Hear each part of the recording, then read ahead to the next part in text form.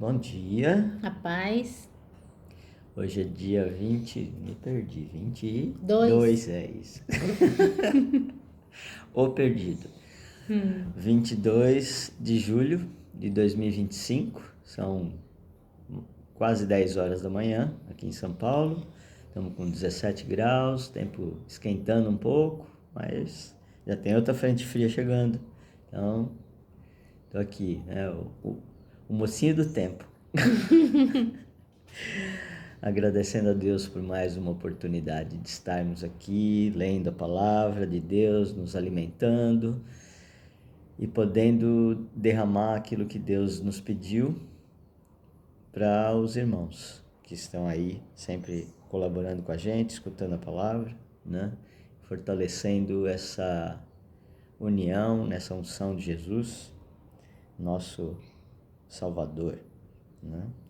Então a gente segue aqui na leitura do livro de Gênesis, hoje capítulo 23, é uma passagem importante aqui. Fala sobre a morte e o sepultamento de Sara, né? Então diz assim: Sara viveu 127 anos. Lembra que a promessa para ela de Isaac, Ela tinha 90. ela tinha 90. Ela morreu na cidade de Hebrom, também chamada Kiriat Arba, na terra de Canaã. E Abraão chorou a sua morte. Depois saiu do lugar onde estava o corpo e foi falar com os heteus. Ele disse: Eu sou um estrangeiro que mora no meio de vocês, portanto me vendam um pedaço de terra para que eu possa sepultar a minha mulher. Né? E a referência disso está lá em Hebreus capítulo 11, versículos 9 ao 13, que diz assim... na verdade eu vou pelo 8, que dá mais contexto, tá? Foi pela fé que Abraão, ao ser chamado por Deus, obedeceu e saiu para uma terra que Deus lhe prometeu dar. Ele deixou seu próprio país sem saber para onde ia. Pela fé ele morou como estrangeiro na terra que Deus lhe havia prometido. Viveu em barracas com Isaque e Jacó, que também receberam a mesma promessa de Deus. Porque Abraão esperava a cidade que Deus planejou e construiu. A cidade que tem alicerces que não podem ser destruídos. Foi pela fé que Abraão se tornou pai, embora fosse velho demais, e a própria Sara não pudesse ter filhos. Ele creu que Deus ia cumprir a promessa.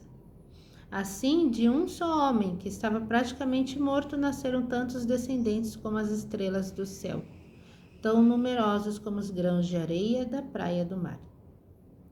Todos esses morreram cheios de fé. Não receberam as coisas que Deus tinha prometido, mas as viram de longe e ficaram contentes por causa delas, e declararam que eram estrangeiros e refugiados de passagem por este mundo.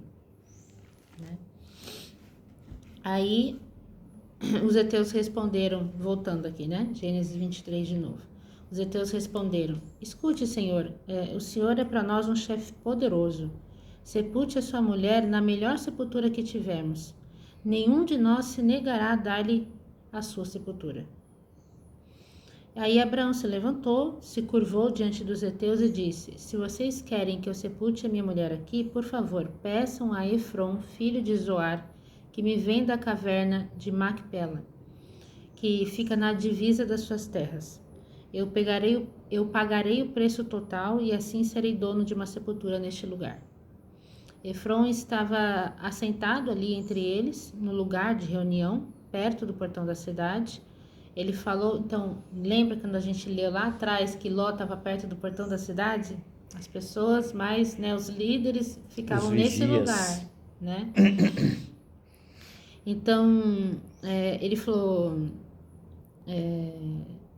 em voz alta para que todos pudessem escutar, né, o Efron. De jeito nenhum, meu senhor. Escute, eu lhe dou o terreno de presente e também a caverna que fica nele. A minha gente é testemunha de que eu estou lhe dando o terreno de presente para que o senhor possa sepultar sua mulher. Mas Abraão tornou a se curvar diante dos heteus e disse a Efron, de modo que todos pudessem ouvir: escute, por favor, eu quero comprar o terreno. Diga qual é o preço que eu pago. Eu depois sepultaria minha mulher ali. E Efron respondeu: escute, meu senhor, o terreno vale 400 barras de prata. O que é isso entre nós dois? Vai, sepulte ali a sua mulher. Abraão concordou e pesou a quantidade de prata que Efron havia sugerido diante de todos, isto é, 4,5 kg, de acordo com o peso comum usado pelos negociantes. Assim, Abraão se tornou dono da propriedade de Efron em Macpela, a leste de Manre, isto é, do terreno, da caverna e de todas as árvores até a divisa da propriedade. Todos os heteus que estavam naquela reunião foram testemunhas dessa compra. Depois disso, Abraão sepultou Sara, a sua mulher, na caverna do terreno de Macpela, a leste de Manre, lugar também conhecido pelo nome de Hebrom e que fica na terra de Canaã. Assim, o terreno que pertencia aos heteus e também a caverna que havia ali passaram a ser propriedade de Abraão, para servir como lugar de sepultamento. O que a gente pode tirar de conclusão dessa história, ela se desdobra durante a Bíblia. Em outras passagens com relação parecida com essa e aversa a essa, por pessoas e líderes que tiveram a mesma atitude de virar para quem dizia: eu estou te dando, meu rei, para Davi. E Davi dizia: eu não posso fazer algo para o meu Deus que eu ganhei e não tive nenhuma, não paguei preço nenhum. Não é justo e não é certo. Ou seja, eu vou dar algo para o meu Deus, eu estou devolvendo a minha esposa aqui, Abraão dizendo: depois de tudo o que o Senhor fez para nós, do presente que o Senhor nos deu na velhice, na impossibilidade humana que existia de algo daquele nível acontecer, Sara com 90, ele com quase 100 anos, terem um filho de ordem natural, mas com bênção espiritual, né? Porque ali Sara disse: eu amamentei. Ou seja, a parte física dela, não que ela rejuvenesceu, mas voltou a funcionar. Isso é, aos olhos científicos, humanos até hoje, impossível. Mas a gente está falando do dono das gestões impossíveis para nós. Para ele nada é impossível. Ele é dono do tempo. Sara teve o filho com 91, 92 anos. Ela viveu 127. Ela viu o seu filho crescer, virar homem e começar a tomar conta das coisas do pai. Porque logo depois que Sara morreu, mais para frente, e logo em seguida, Abraão vai pedir para um servo dele voltar às terras da essência de sangue, da raiz dele, para buscar uma esposa da linhagem, né? E aí tem aquela citação que nós lemos ontem do irmão, né, de Abraão, que teve vários filhos, e dos filhos vieram outros que são os netos, acho que é mais ou menos isso, e vem a esposa de Isaac, né, que vai ser trazida. E eles ficam na barraca aonde Sara ficava para acalentar o coração depois da ida da mãe. Né? Você está dando muito spoiler do próximo capítulo. Ok. É um contexto, porque aqui ele está festejando, apesar de ser um sepultamento. nós não perdemos ninguém. Essa frase ficou muito marcada nessa semana, quando a gente perguntou sobre uma pessoa que se foi. E a gente sempre faz uma oração dentro do nosso querer, independente de quem seja e do que realizou, que, puxa, pelo menos no último segundo, será que a pessoa conseguiu pedir perdão e Se Deus, entregar, né? e Se Deus a salvar do nosso entendimento daquela morte render eterna, né? Porque aqui realmente é tudo passageiro, é tudo temporário. E aí a mensagem que ele nos mandou para tranquilizar o nosso coração e confirmar tudo aquilo que a gente já vem construindo dentro da nossa intimidade, pequena intimidade com ele, que ele dá a honra de nós termos, é que ele não perde quem não é dele. É estranho, mas é óbvio. Os dele, ele retorna para casa. E Jesus, lá em Apocalipse, deixou com João descrito: aqueles que estão e que eu busquei a chave da morte e eu sou o dono, vão estar comigo no meu retorno, com vestes alvas, e vão acordar, né? Antes dos ímpios que vão ser julgados. Todos têm um julgamento, mas são distintos. Isso tem que ficar bem claro, porque é isso que está escrito. Isso é o que ele deixou escrito e não aquilo que eventualmente é pregado suave para não perder fiéis. Então vamos na verdade, a verdade que foi deixada aqui. Não vamos interpretar ou não vamos criar narrativas e opiniões porque é mais bonitinho, porque Salomão escreveu lá no final da sua conclusão opiniões. Um monte. Você vai estudar a vida inteira e não vai chegar a conclusão nenhuma, porque cada um tem a sua. Mas uma é a verdade, é a de Deus. Então, tema a Ele, porque só Ele pode decidir tudo, e Ele decide, com certeza. O obedeça dentro das suas leis descritas, e aí Abraão está aqui.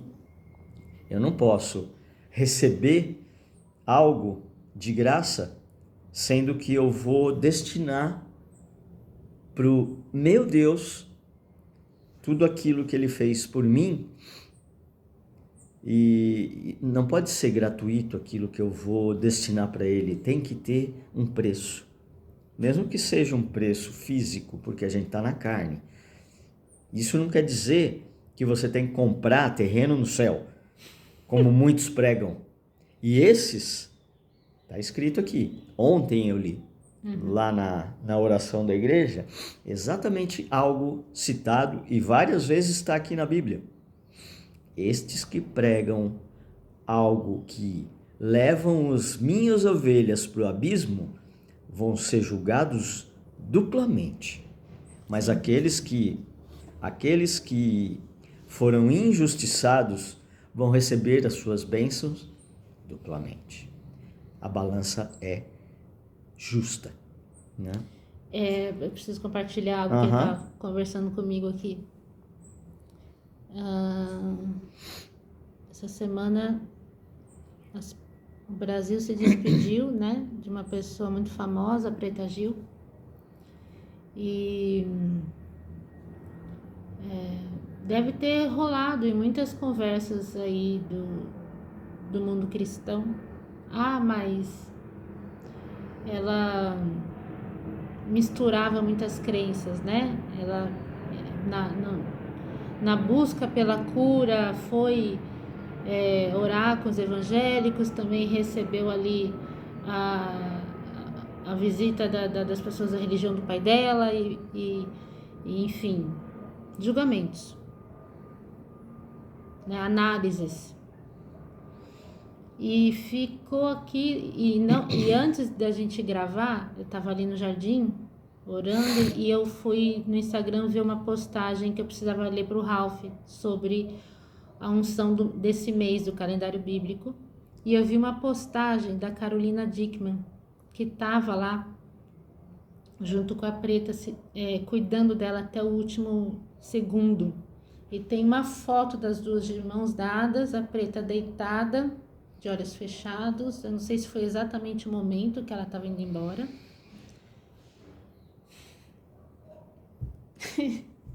e a Carolina, no texto dela, agradecendo a Deus, né, por conseguir estar ali com a amiga. E, gente, a gente não sabe. A verdade, pura e simples. Talvez a própria Carolina, que estava ali ao lado da amiga e que não necessariamente tem convertida publicamente como todo mundo gostaria, sabe? Talvez nem ela saiba que no último segundo da Preta com o pai, essa rendição pode ter ocorrido. Por isso que é a frase que ficou marcada, porque cada um pode ter uma opinião sobre essa frase, mas os que são dele, ele não perde. Então, o não sei tem que ser, e é isso que ele tá batendo nessa tecla com a gente, sabe? É um aprendizado gigantesco, eu não sei. Se eu não sei, eu não falo do que eu não sei. Não dê opiniões. Simples. Às vezes a gente não sabe nem da nossa vida. A gente não sabe o que tá na nossa linhagem, no nosso inconsciente, porque o inimigo, o adversário, vive roubando a nossa memória, sabe? Trabalhando na nossa mente, já é difícil o nosso próprio caminhar. Quanto mais julgar os outros. A gente quer ficar tentando adivinhar o caminhar do outro, se ele tá salvo, se não tá, se tá pecando, se não tá, se... vai cuidar da tua vida. E tentando saber mais que Deus, né? Entendeu? Então, num momento como esse, não é hora desse tipo de conversa, né? Orar para que a família possa estar, né, sendo amparada. A família espiritual também, de amigos que estavam ali, que estão sofrendo pela perda, né, de alguém amado. De uma pessoa querida. Porque à medida que nós intercedemos, se for permissão de Deus, que a gente sempre pede, Senhor, posso orar por essa pessoa? Né? À medida que as nossas orações chegam a Deus, todas essas pessoas também têm a chance delas de serem salvas, de conhecer Jesus, de se entregarem até o último segundo. Esse é o nosso trabalho. Testemunhar e interceder. Quem convence é o Espírito Santo. Sim. Quem prega é o Espírito Santo. Quem julga é só o Pai. É a gente saber o papel de cada um, inclusive o nosso, que somos puros pecadores, se coloca na sua insignificância e cuida da tua vida. Então, quando ele pede, traga a palavra e não dê opiniões, é exatamente isso. A gente expõe, mas o julgamento é dele. E só ele sabe e conhece cada um pelo nome, porque ele chama cada um pelo nome, e conhece a profundeza da raiz do coração de cada um. E nesse mês que a gente está entrando agora, dia 25, sexta-feira, às 18 horas, há um mês... De cura de paternidade, que é como que você lida com o pai, sabe? Eu tô falando assim de forma talvez dura, porque eu tô falando para mim mesma. Lígia, cuida da tua vida. Entendeu? Não perde mais tempo comentando sobre a jornada dos outros, porque não te pertence. Né? E a minha e todas as vezes que a gente sai da nossa posição e quer querer fazer o que é para Deus fazer, a gente tá... Qual é o ídolo da história? Somos nós mesmos. Aí a gente tá se colocando no lugar de Deus. Tira a Lígia desse pedestal. Ontem eu tava quebrando o pau com o Ralph. Vocês não sabem dos bastidores aqui, gente. né? Vai E ele... Ter que pôr outra câmera atrás. E ele, ei, sai desse pedestal, mulher, né? No meio... Aí eu... Não é que ele tem razão? Né?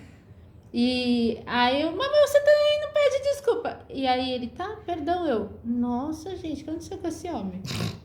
Ele me quebrou, como não é muito comum, né? Aí eu fiquei brava porque ele me cobrou. Eu fiquei brava porque ele fez o que eu queria que ele fizesse.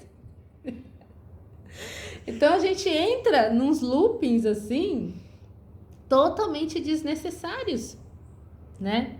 E a cura, a unção, aproveitem esse, né, o estudo desse calendário, a unção que está entrando agora é justamente para esse tipo de cura, para você saber qual é o seu lugar de filho, de não ser rebelde, né, de respeitar a autoridade, de pedir perdão ao Pai toda vez que a gente tenta fazer o trabalho dele.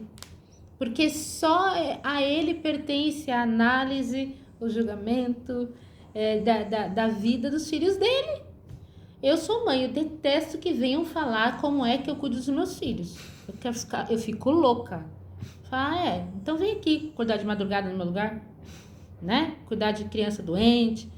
Na hora do vucu-vucu, ninguém vem me ajudar. Agora, dá pitaco em como é que... Ai, faz assim com o João, faz assim... Ai, a Joana... Não, a gente não gosta. E vocês acham que Deus divide a glória dele com alguém? Nunca. Isso está escrito desde o início. Ele fala, eu cuido dos meus filhos e cuido muito bem. Não bota o dedo nisso, não. E está escrito, eu cuido dos meus filhos porque os pastores que eu coloquei desviaram do caminho. Ele é ciumento com os filhos dele. Ele vai cobrar. E ele falou, e ontem, foi Ezequiel... 24? 20. Ai, Não. gente, eu vou ficar devendo isso pra... Mas aí, tá em Ezequiel que a gente leu ontem. Peraí, eu vou pegar. Ele falou, pega, né? Contextualiza. Isso. Ezequiel 34. 34. Tá? Que ele fala assim... que ele cuida dos filhos dele, que ele estava muito decepcionado com a liderança e que ele ia cuidar dos filhos dele pessoalmente, né? Quer que eu leia o versículo? Tá. Porque o ideal é a gente ter o contexto e a palavra correta. Sim. Que ele fala assim, versículo 11, assim diz o soberano Senhor, eu mesmo vou procurar encontrar minhas ovelhas e vou cuidar delas. Farei como o pastor que procura as ovelhas perdidas de seu rebanho, tomarei conta das minhas ovelhas, resgatarei minhas ovelhas de todos os lugares por onde elas foram espalhadas no dia de nuvens e escuridão. Tirarei o meu rebanho do meio dos povos, reunirei as minhas ovelhas que se acham espalhadas pelas nações e depois reunirei todas elas em sua própria terra novamente. Cuidarei delas pessoalmente. Ele repete essa frase para nós faz 1 ano, quase todo dia. Eu falo, mano, mas como assim Deus cuida de mim pessoalmente? Eu me acho, né? Honra. É uma honra, mas ele faz isso com todos os filhos dele. Ai, quem é filho de Deus? É aquele que declara Jesus como seu salvador. Ah, mas fulano que morreu não tá declarando isso publicamente. Não é problema teu, você não sabe como que é a vida dele no secreto. Ele não precisa da satisfação pública. Tá na palavra. Entre no seu quarto, no secreto, fecha a porta, ajoelha e conversa. A gente com o Pai. acabou de ler isso em Mateus, né? 6. Mateus 6. Exato. Então, é isso, gente. Muitas vezes a gente tira conclusões erradas por causa de uma foto que foi postada num momento de fração de vida de alguém. Fala, nossa, que maravilha, nossa, tá curtindo, ó, é rico, nossa, tá esbanjando, nossa. Ele só bateu uma foto porque achou aquele momento bonito e quer guardar, só isso. Será que a pessoa não pode dividir um momento de alegria ou, de repente, um momento de tristeza quando alguém falece e coloca ali, ó, comunicado de falecimento, ó, nossa, agora chegou a pessoa que fica comunicando só comunicações tétricas. É só um aviso. E achar que a gente conhece a vida das pessoas por uma foto, por uma fração, é de uma ignorância gigantesca, porque eu vou lá e tiro uma foto com o Ralph, assim, fofura, né, e tal. Aí vocês não sabem o que rola nos bastidores desse homem me aguentando há 13 anos, gente. Entendeu? Ele vai ganhar um troféu, né? Mas tô brincando, aqui realmente a gente só fala o que a gente sente. Mas tem muita gente que eu conheço, sabe? Que tá vivendo crises e crises e crises, mas não é que a pessoa está sendo falsa e só colocando ali algo que não tem nada a ver não quer expor. Exato, entendeu? Não é da conta de todo mundo. Se ela quiser só colocar o retrato da parte feliz da vida dela, mesmo que isso seja só 1/10, 1/100 do que ela está vivendo, todo o resto está sendo uma crise, o problema é dela. Sabe, isso pertence a ela. Cada um se previne e se protege do jeito que consegue. Tem um cara um jornalista, né? Bem conhecido, que eu agora não lembro direito o nome dele. Oh, Jesus amado. Bom, fala do contexto que eu tento te ajudar a lembrar. Porque ele falava meio assim, e punha a mão e não sei o que, e a história é assim, eu vou, e enrolava pra caramba. Mas na época que eu prestava serviço para o DHPP, na Polícia Civil, né, de homicídios, né, junto com o meu primo, que é delegado, equipe F, tá? Para quem não conhece, para quem conhece, é lá no prédio da Polícia Civil, lá no centro da cidade. Eu era piloto de viatura. Só um contexto.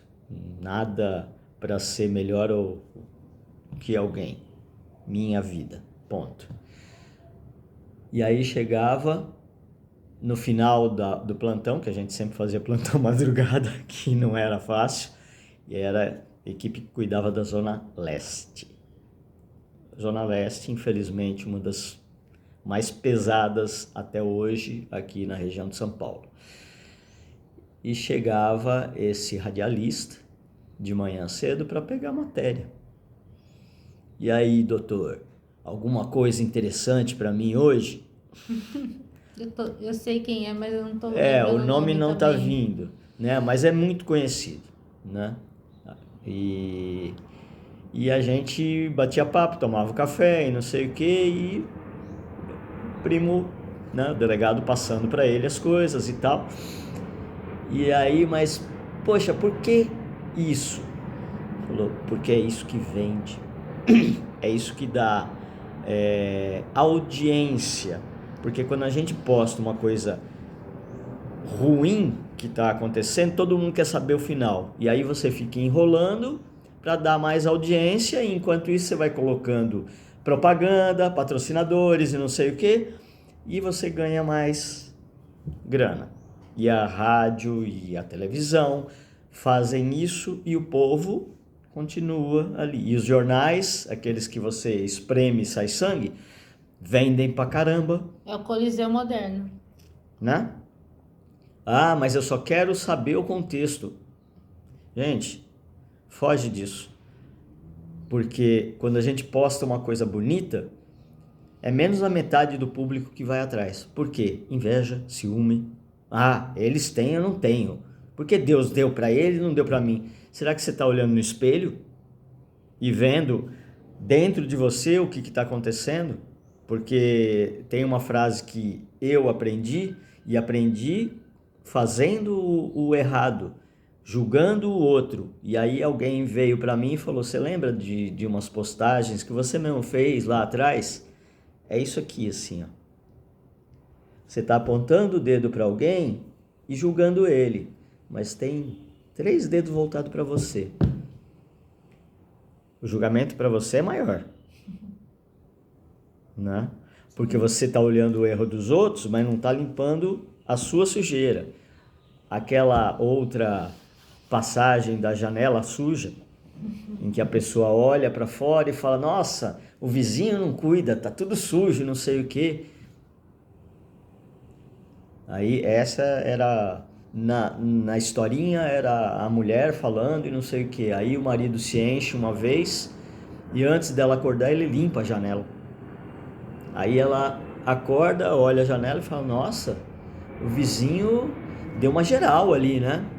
Aí ele mostra o balde com o pano sujo e fala: não, fui eu que acordei mais cedo e limpei a janela. A nossa. Quando você olha a sujeira do outro, você não vê a sua. Não está julgando a sua. Jesus Então, falava do negócio no olho, né? você vê o ferrolho lá, eu não lembro, mas não vê a trava no seu olho. Né? Então, quando a gente está aqui julgando Abraão, vamos voltar antes de finalizar, voltar para a palavra de hoje. Julgando Abraão, o povo deu terreno, o cara que era o dono da terra deu a terra e deu a caverna e não sei o que, ele não quis. Ele é orgulhoso. Não. Gente. Contexto. A essência é: eu vou dar algo para Deus que eu ganhei? Que essência tem essa?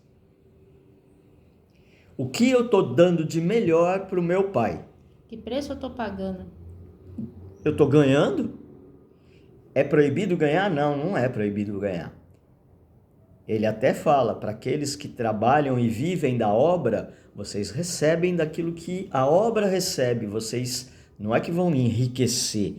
Vocês vivem da obra, têm direito a compartilhar daquilo que foi doado para a obra, porque vocês administram as coisas da obra. Administrar é o tempo 100% dedicado para a obra. Então, se você vive na obra, você mora na obra, você come na obra, e quando tem uma missão fora, você viaja para a obra. Ah, a pessoa foi viajar para tal lugar, está gastando dinheiro que a gente dá de dízimo, de oferta, de não sei o quê. Ele está fazendo um trabalho. Agora, se ele saiu, está gastando em churrascaria, em hotel 5 estrelas e não sei o quê, vai ser cobrado dele a palavra que a gente acabou de ler. Líderes desviados vão ser cobrados. Eu sei porque eu já tive muito na mão, me lambuzei, esbanjei, não guardei nada, perdi tudo, que nem você segurar a areia da praia na hora que vem a onda e ela sai pelos dedos. E aí Deus vira e fala: eu te dei um monte, você não administrou direito. O que me garante que se eu derramar de novo a minha bênção e a minha graça que eu tenho para você, eu falando para mim, tá? Que você não vai fazer a mesma coisa, ou pior. Se ele ainda estivesse na carne, certamente faria. Primeiro eu tenho que te tirar, te colocar no deserto ou nos desertos, um na sequência do outro, para te curar e quebrar todos os altares que você construiu, consciente ou inconscientemente, não importa, construiu e é usado contra você no tribunal celestial. Então, acorda para o calendário de Deus e não o que criaram aqui para desviar você das bênçãos que existem e de como você tem que se apresentar perante ao celestial, ao justo juiz, o seu advogado, Jesus, o intercessor com o Pai e com tudo aquilo que rege o universo. E o nosso mundo é um fragmento. Então, para ele, aquela passagem do oleiro, eu podia destruir vocês, mas eu estou dando chance de vocês serem remoldados. Porque, né, se eu vou derramar algo num vaso velho e rachado, vai vazar tudo de novo. Então, eu vou refazer, vou deixar bonitinho, mas vocês têm a sua parte. Cuidem-se para não cair, não rachar outra vez e não pequem mais. E o principal da nossa parte é: rendam-se, humilhem-se. À medida que a gente se rende, ele derrama o espírito, mas não dá para derramar um espírito que é água pura em odres velhos, entendeu? Então, rendam-se. À medida que a gente se rende, com o Espírito Santo a gente não volta a fazer as coisas do homem velho. Ah, né? como que eu faço isso? O que que eu tenho que fazer? Você não tem que Nada. fazer nada, você só Não tem que se, estraga. você só tem que se render e Só se, falar: a minha vida é tua, é pai. só isso que você consegue Acabou. fazer. O que o Senhor faz, faz por mim, pelo amor da tua palavra. Até se arrepender, a gente precisa de ajuda. É só o Espírito Santo que promove arrependimento sincero. Dê o Nem para passo, isso a gente né? presta Dê o direito. passo de fé, pisa onde você não está vendo, mas que Uhum. você sabe que Deus está ali, pondo o chão. É. Só isso. Tá bom por hoje, né? Bastante coisa. Eita. Mas realmente aquela foto mexeu comigo hoje cedo e eu não entendi por que eu tava, né? Agora, quando ele deu a palavra, Ele dá clareza. ele é maravilhoso. Uhum. Nossa, como eu amo o Senhor. Por isso que a gente fala, se deixar a gente fica aqui dias falando sobre um monte de coisa que acontece, que ele traz para nós e que a gente vai, conforme a gente vai gravando ou vai lendo, ou vai junto com ele, ficando junto com ele, ele vai dando umas pinceladas de alguma coisa e aí vai abrindo a mente, vai. Eu tava conversando com minha irmã ontem sobre a questão da empolgação cristã, né? Que a gente se conheceu, nós nos conhecemos, nós nos encontramos recentemente, Uhum. porque a gente já se conhecia. E aí aquela coisa de áudios quilômetros de um lado, do outro, de vamos fazer assim, vamos fazer assado, Deus tá falando isso e tal, nananã.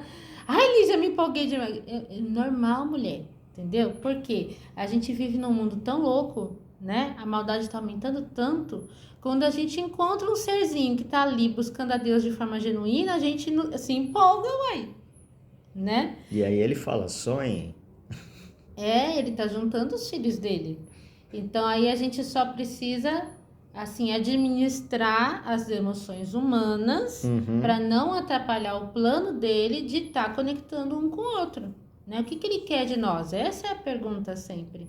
Aí a gente põe na mesa, papai, olha, estamos com tudo isso daqui. O que é seu, discernimento, o que é seu, o que não é, em que tempo que a gente tem que fazer. Que é vontade nossa, da carne. Né?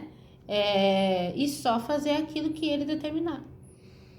Né? E agradecer a Deus por estarmos uns na vida dos outros. É isso. Né? Porque não tem coisa melhor do que ficar falando de Jesus o dia inteiro, né? E quando os amigos vêm aqui, então, né? Crente adora comer. Ficar tomando café. Ontem, né? Nosso amigo veio nos visitar, trouxe bolo, né? 2 sabores diferentes, ainda por cima. Tinha café passado na hora, né?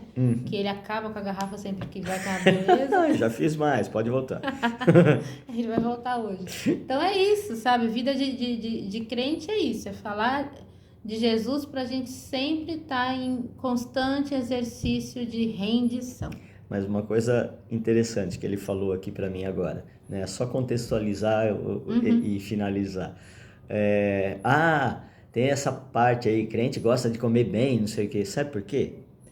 Porque de barriga vazia, o corpo, a mente, fica te enchendo de pensamentos errados. E aí, Deus fala, toma um cafezinho, toma um bolinho, fica feliz, corpo, e fica na sua, porque agora é o Espírito que vai cuidar aqui.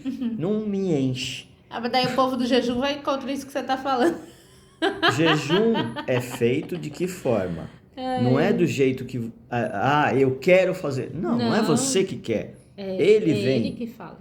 E ele fala, não fique ali, ai, nossa, eu tô fazendo jejum, tô com olheira, não sei o que. Não, se arruma fique bem, arrume-se. Postura de filho, de herdeiro. Por quê?